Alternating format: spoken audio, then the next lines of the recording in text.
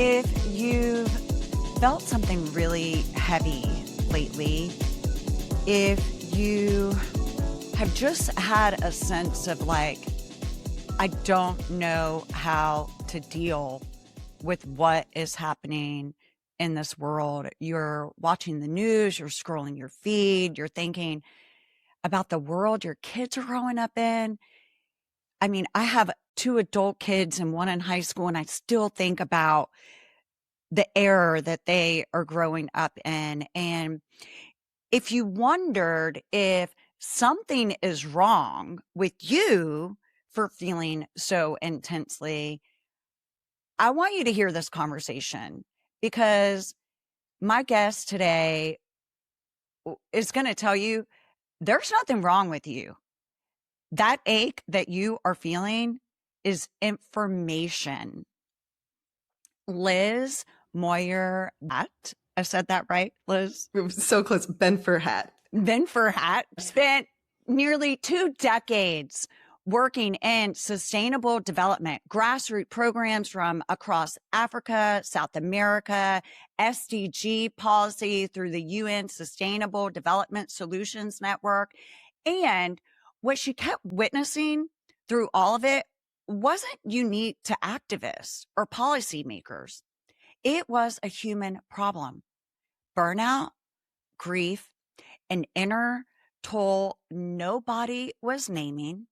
So in 2018, she launched We Heal for All to address what she saw as the missing piece in social change work: the emotional lives of people doing it. Through her signature circle model, she helped hundreds of people, parents, professionals, healers, everyday humans, learn to move through the world's pain instead of being flattened by it, suppressed by it.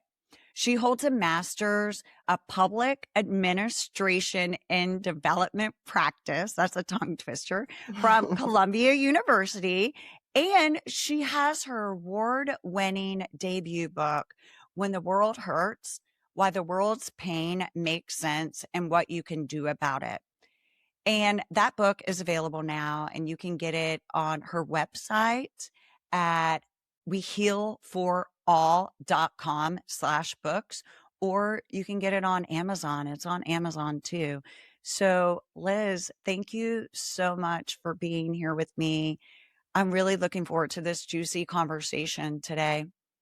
Me as well. Thank you so much for having me, Charla. And it's just, a real privilege and pleasure to come together with you and create space around this. And like we were saying before we even hit record, just feeling a lot of energy in this conversation and in this space that you create here through this podcast with your community, with your audience. So it's, a true pleasure to be here. I know. I'm excited about this conversation. Watching the news, and some people don't watch the news, okay? Some people don't know anything that's happening. My sister is complete oblivious to what's happening. And I have a lot of respect for that, because if we pay attention to what is happening on social media or what is happening in the news, it's a lot. It's a lot for the nervous system. And I know for myself, sometimes I feel like I am carrying the world with climate grief, political grief, grief of violence, injustice, division, the future, like where are we even going? So in your book, you talk about collective grief. What is the difference between collective grief and personal grief? And how do we know how to name the two of them? Yeah, absolutely. I mean, everything that you just described there so beautifully resonates and is such an interesting and unique phenomenon to the times that we live in. For so many people, it's not just personal burnout from work. It's not just this everyday stress from having kids and running around, although of course that's all there, there's also this almost sometimes unspoken or hard to name weight that so many of us are feeling, especially those of us who are naturally sensitive, naturally empathic, or who are heart-centered, who are mission-oriented, and even beyond. Like you said about your sister, there's so many of us who are also consciously choosing to unplug from the 24/7 news cycle that won't quit, or the doom scrolling, which I totally understand and appreciate. But then you go to the gym and it's up on the TV, or you go and grab a burger at the bodega and it's behind the counter. And so there is this reality to the times that we live in of where we have such a more up close and personal relationship with the world. Mm-hmm. Right. And it's tied to this media landscape that we live in, of where, we are connected to the world through the phones in our back pockets, and through just this age of not only information, but really age of awareness that we live in, of where our conscious awareness of ourselves as a world, as a system, as even a neighborhood, excuse me, or a community, is really so much more sharply in view. And while, I'm of the belief that crises or hardship is definitely not new to this time period. Right. Right. Like our ancestors have gone through a myriad of challenges and crises that would even pale in comparison to, and honestly, I don't even think it's helpful to compare, if I'm honest, because then it can kind of get murky or even invalidate some of the experiences that many of us are having these days. But what I do think is unique is that we have such a front row seat to it all. Mm-hmm. And so it's in this new up close and personal relationship that we have with the world, right? And I do like to talk about it in terms of a relationship. And I don't even mean that metaphorically. To be in relationship with something is to be in an ongoing dance with it, right? For there to be this exchange of being touched by it, as well as being able to touch it back. And as challenging and daunting and overwhelming and confusing as this new type of relationship is, I'm also so wholeheartedly of the belief that it's also just packed with opportunity. And it's actually even, I'm feeling like a tightening in my chest right now, and a little bit of tears well up into my eyes, and some chills. Because I just got chills. Yeah, thanks for saying that. To be so close to the world these days, to have this new kind of relationship, means that there is also the opportunity to participate in its transformation. But I'm just a big advocate of us needing the tools to be able to do so. And I'm not even talking about the organizing tools or the policy tools or the kind of traditional social action, social activism tools, but more of these inner tools, right? These healing centered tools, these spiritual tools, these moral tools, to help us navigate and really connect these dots between our inner world and the outer one. Because what we're talking about is not about what's happening in the world. It's about what's happening in us, our bodies, the collective. And for so many people, they're feeling anxious, they feel burnout, they're thinking, oh, I'm just too sensitive. How do we help people see that what they're experiencing is real? Number one, is real. They're taking in this energy. And how do we remind them on how to transmute it, to integrate it, to not suppress it? Because if we suppress it, then that causes our electromagnetic field around us to be in balance and incoherent. It's not coherent because we have so much energy built up in us and we're not releasing it. Yeah. So what steps do we take to help people, or I don't even want to say help, because people don't need help. They need remembrance on how to transmute this energy and get back to their sovereign being. Yeah. No, it's such a good question. And I really think the starting point is even just acknowledging the fact that the world does affect us. And it's very normal, right? We are part of the world. We are part of society. We are part of communities. And I think especially within the US and our hyper individualized culture, we can sometimes forget that. You know, like we are part of collective bodies, right? Whether we want to be or not, right? We are part of family systems. We're embedded, we're social creatures. So it is so normal to be feeling what so many of us are feeling these days. And so I really think just by starting to acknowledge that, being like, oh, wow, when I open up the news, it affects me.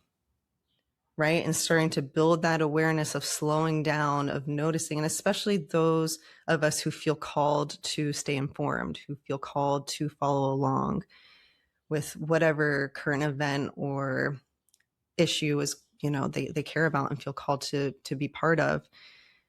Right. Developing that awareness of noticing, okay, as I'm reading, actually, I'm feeling kind of floaty. Right. I'm actually not actually taking in, oh, that's a cue to me from my body, from my mind, from my spirit, that I need to slow down a little bit. Maybe I won't be able to take in this article or watch this video as quickly, but when I do, I'll be able to take it in with more presence, take it in and actually slow down and notice what I notice as I do. And I think with all of this, you know, and I totally did not answer your question. The first one that you pitched around personal grief and collective grief. But I think this ties to, you know, personal loss in our own lives. And, you know, grief in all of its forms, right, is about love.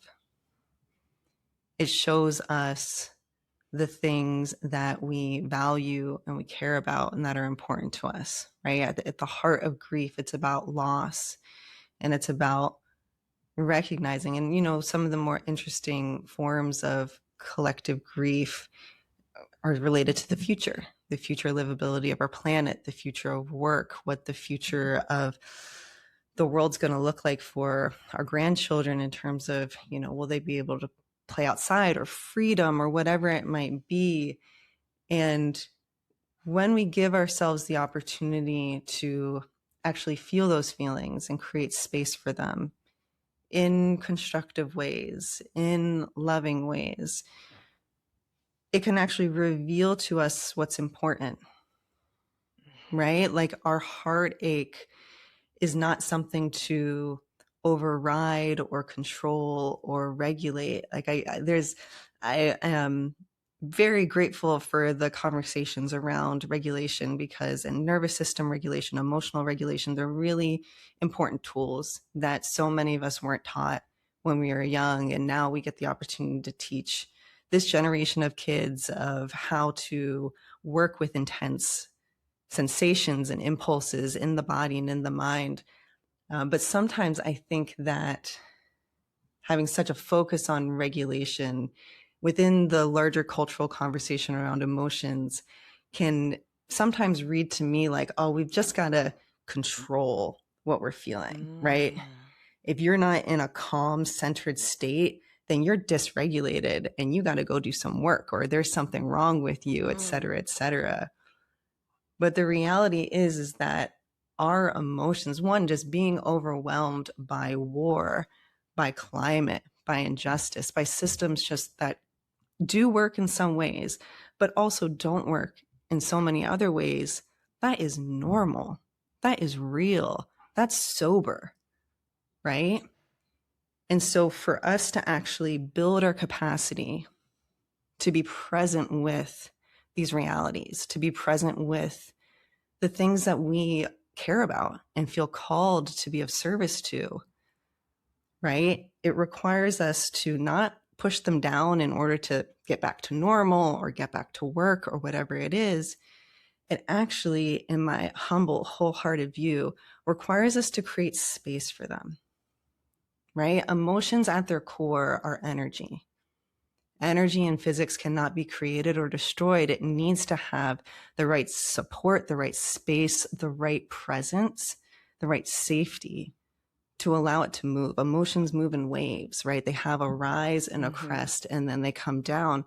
And when they are actually supported to do so, when they come down on that other side, it's what the healing-centered sciences, neuroscience, clinical psychology called adaptive tendencies. But really, it's about the wisdom that's just baked into this energy that's coming, like you were saying, right? All of this information that we are conduits for and channels for and are picking up on in such new and intense ways. And so the types of tools and spaces that I've found to be the most helpful and effective, and honestly, there's so many out there, and there's so many people who are doing this work in such strong, brilliant ways, but it's creating these collective containers, right? These community spaces, these group settings where we can hold things together, right? Hold what is too much to hold on our own, because these things they're too much, for one of us. And that's something we get stuck in, right? Thinking, oh, I just got to process all this. I need to just meditate more or go, right? Like, no, we need, right? I need to meditate. I need to eat properly. I need to go to sleep. I need a cold plunge. I need a sauna. I need to, I need to go and volunteer. And yes. Yeah. So it's funny that you went there with collective community, because I was going to say, I think we're finally out of the pandemic era, right? Where people feel safe to be around other people. And while they feel safe to be around other people, you talk in your book about the collective container. Tell us about the collective container that you just mentioned and why it is so important. I feel like, we all know the pandemic really shrunk a lot of us and suppressed a lot of us from communing. And when we commune and we come together, things can be healed. And you talk about that. So tell us what you mean about that. Yeah. And I've been looking forward to it too, knowing this is a collective guidance podcast and space, just the spirit of that. So what I have been using and what's actually been really teaching me around collective healing, which is the term that I use to describe this work, is a circle model that uses meditation and storytelling and resonance practice, which is a form of embodied empathy to support people to come together in community and process the changes within themselves, the changes in the world, and then unearth wisdom within it that they can bring into their lives. And these community spaces, these circles, and this circle model in particular, that has really been this laboratory for me around figuring out, experimenting, exploring, learning, co-learning from so many others who are doing this brilliant work. Really, what is needed to support people to do that, right? To process the emotional, the moral, the spiritual energy that they are holding and feeling. What helps to support soulful, generative dialogue, right? Like, we've all been in community spaces where the exchanges can fall flat or one person can dominate, or there is, a personality that just takes up a lot of space, or even for some people who it's more of a stretch to speak up, there's not really the opportunity to do so. And so these containers, these collective containers, again, are so powerful, because I'm just of the humble, wholehearted belief that, especially when it comes to the times that we live in and just what it means to be human, what it means to be of service, what it means to participate in these times, none of us have all the answers. Right? Maybe we don't even have any answers, right? I don't know. I don't know if I go that far, but I think that we all have some answers for ourselves. We don't have the answers for other people. We can give other people our experiences that we have. We can give them our thoughts. We can give them what has worked for us, but we all have the answers within. It's just being guided to find those answers within, but we all have, but some of it is blocked.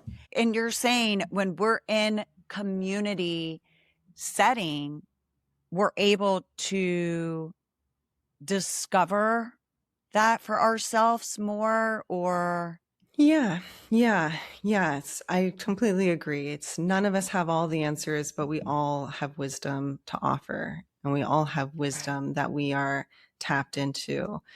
And with community space like this, with healing-centered collective healing community space, there's an opportunity to create space for those bubbling inner stirrings that are within us. It's an opportunity to create space, and this is the way that I facilitate it and invite people into it, is to maybe play with putting form to formlessness that's within you, right? There's a real practice, a real invitation to practice dropping rehearsed stories, dropping rehearsed narratives, and actually speaking from that felt sense, speaking from that subtle, energetic movement that's happening within you, which, the heart of our time together. And I'll just give you a little rundown. So the arc of it is, we come, we warm up, connect, start to co-create the space.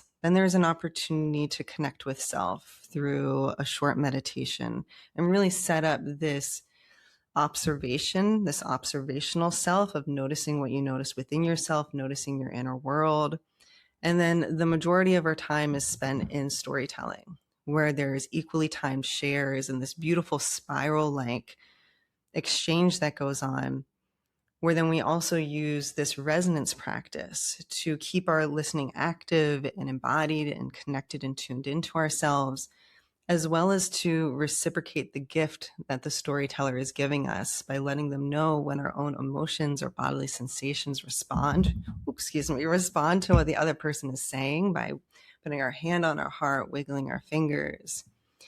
And then we cool down and have an opportunity to offer that energy up to that which is greater than ourselves, whatever that means to each of us. And there's something so powerful and beautiful. There's a set of guidelines for listening and sharing that we use that is really about grounding what we share in our own personal lived experiences. So like you were saying, right? Grounding it in our own stories, using I statements. It's a commitment to take our compassion or our intention to listen with compassion seriously. And it's about not dominating, criticizing, controlling. It's not about giving unsolicited advice even, right? Because sometimes when we hear someone else's story or someone else's pain, we want to jump in and fix or save. But what we know is that emotions actually just need safety. They need validation. They need witnessing. And the powerful thing that happens, and I think especially related to the times that we live in, is that I can come into circle space, let's say, feeling really agitated about something, right? Like I'm just agitated by the state of the world. I'm agitated about, something that happened in DC, whatever it is. And someone else can come in feeling grief, feeling this heaviness. and they can start sharing their story. And because we are practicing and relating to each other from this very empathic and this very, there's actually two types of empathy. There's the cognitive empathy, where we can understand a person's story, right? Someone tells their story, you're like, okay, I can understand that. And then there's another kind of more somatic, affective empathy, where you actually feel what the other person's feeling, right? They think that it's tied to the mirror neurons, right? Where it's you actually feel and resonate with what they're saying. And because we're practicing that kind of empathy, I actually can process something. Even though I wasn't feeling grief in that moment, someone sharing that grief and me empathizing with them moves something in me that I didn't even know I needed to move. Right? Like the container itself, there is a collective processing that happens as this exchange of energy, these exchange of stories, and this practice of presence is happening, that is of service and insightful to not only me as an individual, not only you as an individual and the other individuals in this circle, but there's also this almost collective tending that's happening, right? Tending to the collective body that we are all part of, and that our little microcosm of a community space is representing and holding. And so, yeah, there's just a very powerful co-creation, right? And tending to the collective body that happens within it. Yeah, it sounds like it's a complete energetic from everyone, and you're coming together as an energetic, and you're clearing not only yours, but you're providing energy to clear everyone's, where when you walk out, you feel like, I think I'm going to be okay. I think I think it's going to be okay. I'm not alone. I'm not alone. And I think a lot of people feel alone in what they are experiencing in life. And I think a lot of people are processing their grief on their own and not reaching out to community. What can happen in a circle that when we're just like reading the news and then, talking one on one or processing it privately? Because to me, it seems like what is happening is it's like an energetic, like a vortex of energy. If that Mm. makes, like, what I see right now is people sitting around who have just meditated, gotten into their observer, they're stepping out of their ego and then holding space for other people and holding space for themselves, Mm. and fully transmuting the energy. What experiences have you had from that? And like, and back to that question, what can happen in a circle that isn't happening, when you're processing privately? Like Yeah. what things have you seen with Yeah. people? Yeah, absolutely. And I want to start by, uh, I think some people can get stuck feeling like they have to process everything on their own, and the reality is, with issues and topics and realities as big and large scale and complicated and complex as the ones that we're talking about as it relates to the world, the state of the world, the future, they're too big, right? They're too big for any one of us to hold on our own. And the reality is that we can't always be sitting in circle as much Yeah. as maybe some of us want to, so there are times when we need to work with this emotional energy, this energy in other ways. And so I don't want to knock journaling or talking one-on-one, because those are all very powerful. And honestly, sometimes there's just not the time and space to process what we're feeling, right? We've got to, get our kids to school. We've got to go and give a presentation, right? And so, that kind of those mechanisms within us, the defense mechanisms, or, the things that inhibit emotions, they actually are helpful in those moments.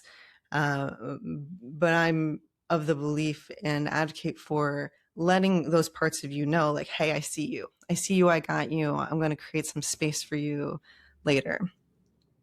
And so the community space element, the circle space element, that's really powerful, is that I think when it comes to social change, or when it comes to these issues, there is such an action-oriented mindset. And there's also such a,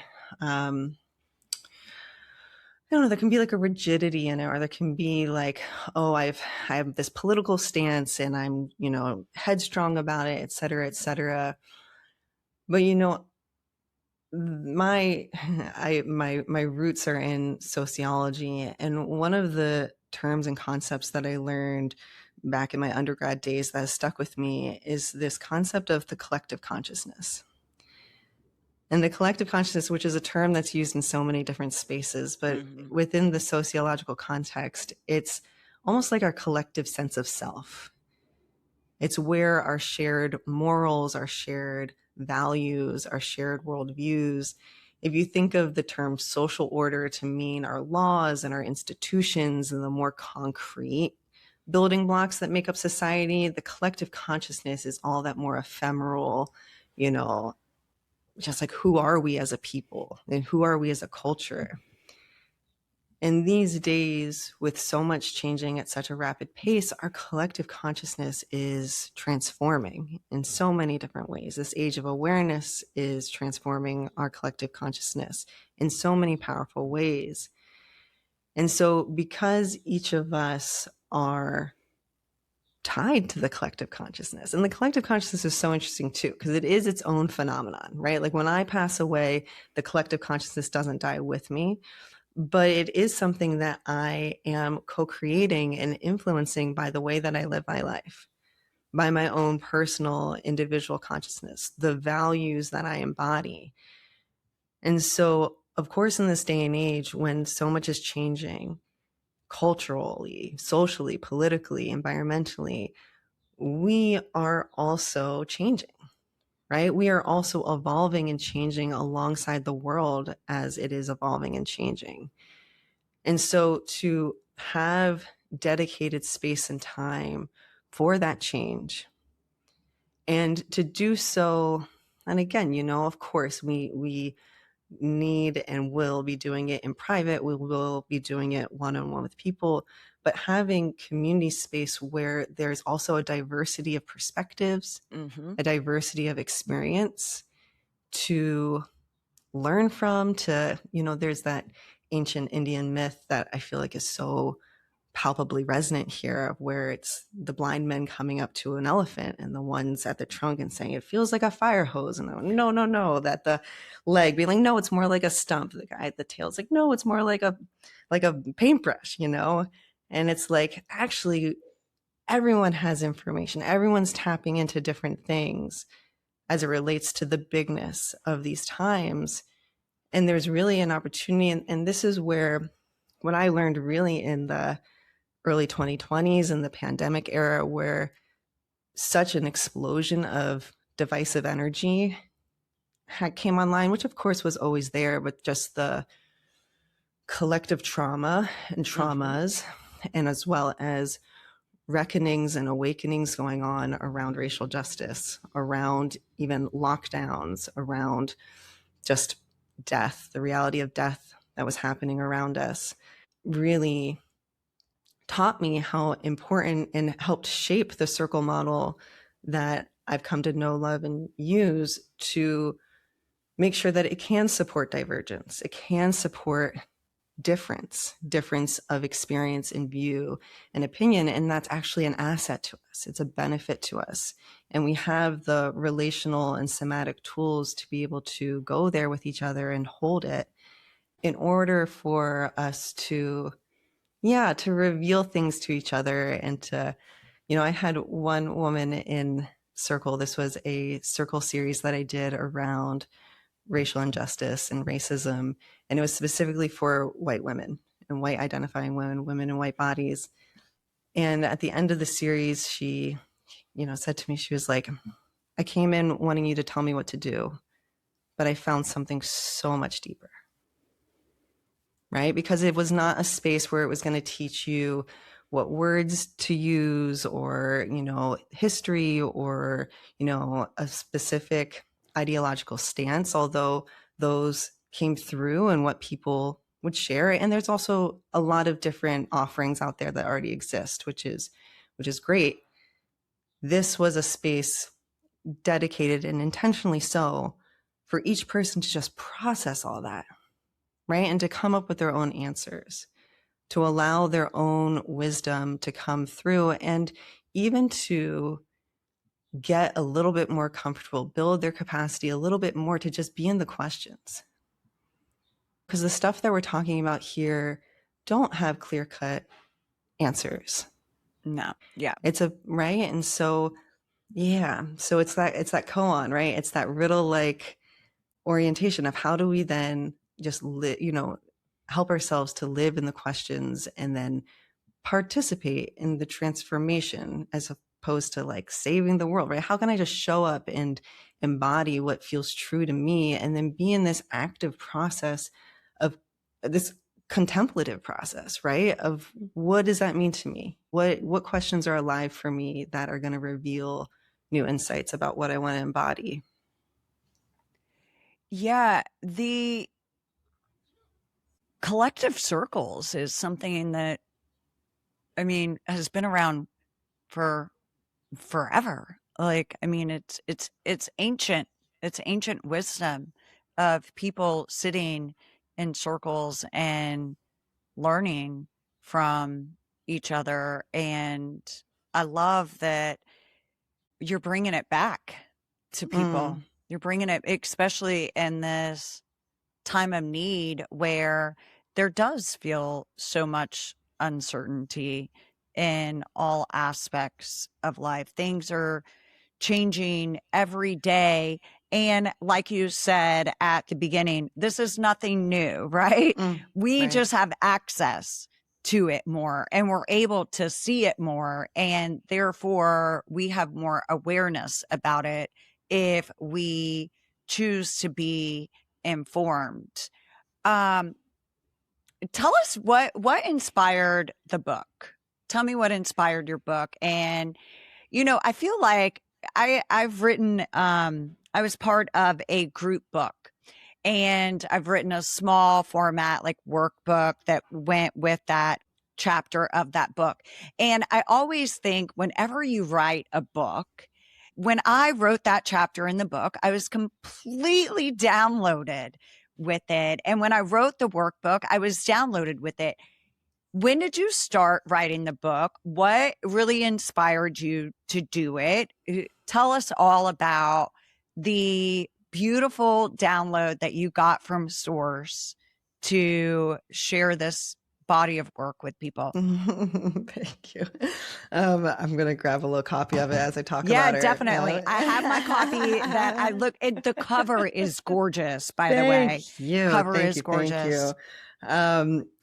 Yeah, so this is definitely an chapter of birthing for me. 1000%. Yeah, I have a 3-year-old daughter, and as I was sharing with you, I'm also expecting baby number 2. And so congrats. this view, thank you so much, was born in between those two. So this book for me, I started when I took the leap and left my 9-to-5 in 2018 to start pursuing this spiritual calling that was knocking at my door, right? Just knocking incessantly. And when I took the leap, I didn't have so much a crystallized idea of what it would be. I had more of this felt sense. And writing really helped me start to put form to the formlessness and really experiment with what this is. You know, I knew it was related to healing, collective healing. What role does healing have to do in social change in the times that we live in, et cetera, et cetera. And so there are parts of this book that are, you know, from 2018. You know, a big part of this work for me, and I laughed. My husband's such an amazing grounding force for me. When him and I first started dating, you know, I would be talking, I'd just be channeling about this stuff and going on. And he'd look at me and be like, Liz, I don't understand a damn word that you just said. And I was like, thank you. Bring me back down to earth, you know, bring me and go. I Please. don't understand a damn thing that you say, but I support you, it sounds like. Oh, 100%. 100%. Which is so beautiful. So beautiful. He's amazing. He's a healing centered psychiatrist and psychotherapist. So there's a lot of healing centered nerdy pillow talk that goes on in our household. Hello, baby number 2. I know. There you go. You know what I mean? So it's been so helpful because a big part of my mission is to do bridge work, is to be a bridge with the many cool conversations around healing, around social change, around consciousness that can sometimes stay niched, right? Mm-hmm. But that are so relevant and resonant to, you know, more and more people. So a big part of my mission is just accessibility and actually finding the right language to be able to communicate about these what can be very complex topics that can also be very intimidating topics too. And so the way that I wrote this book was very much, you know, one of my favorite pieces of feedback is someone's like, it was like sitting across from a good friend in my living room, just having a cup of tea. I wrote it very experientially, where I'm just walking with the reader. And I also wrote it in a way that invites the reader to experience it similar to a workshop, where there's a meditation, there's like a QR code to go to a meditation. And I'm going to be putting out an audiobook in early fall. And so that'll actually have the meditation right in there. There's reflection prompts. There are suggestions for how to stay emotionally connected to yourself as you go through the book. And so it's just been such a beautiful, creative, and intellectual project for me and challenge, right? To really, you know, I could go on, but it's been really rich and beautiful, and it's really a primer for my work. So I'm so grateful to have it out there and use it to connect with people. Yeah, and to provide remembrance.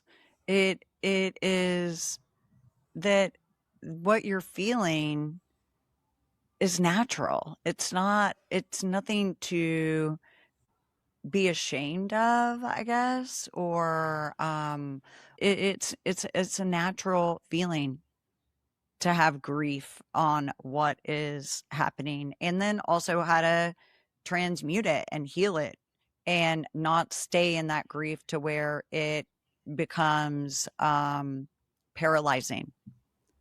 Yeah. So what's next for you? You said that you're doing an audiobook for it in the fall. Yeah. And anything else that you have going on? I've got baby number 2 on the way, and that's going to be this winter. So this is really a time, you know, I feel like it was great too, because I self-narrated the audiobook, which was also a really cool new experience. But with rolling out the audiobook and just continuing to connect with people, you know, that's going to sail me right into baby number 2, and then I'll be in newborn land for a bit.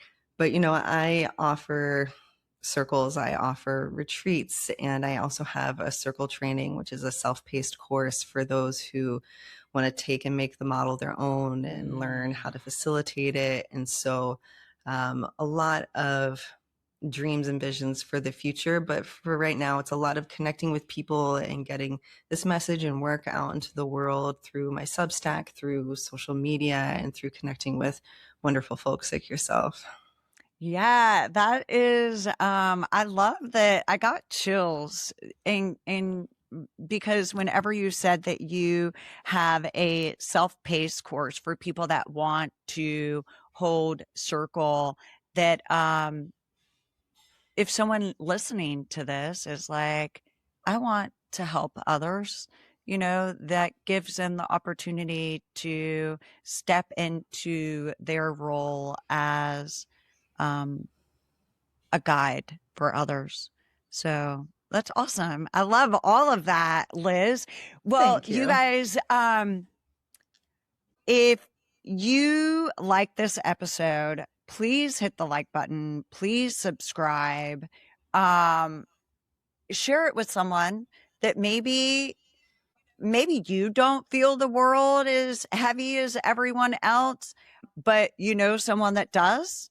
Share it with them so they know that they're not alone. And we're going to put all of Liz's information in the show notes where you can get the book. You can go to her website. You can follow her on Instagram and connect with her. So thank you so much, Liz, for sharing your guidance, your wisdom, for letting people know that like what they're experiencing is real with this intenseness, and there's a way out of it.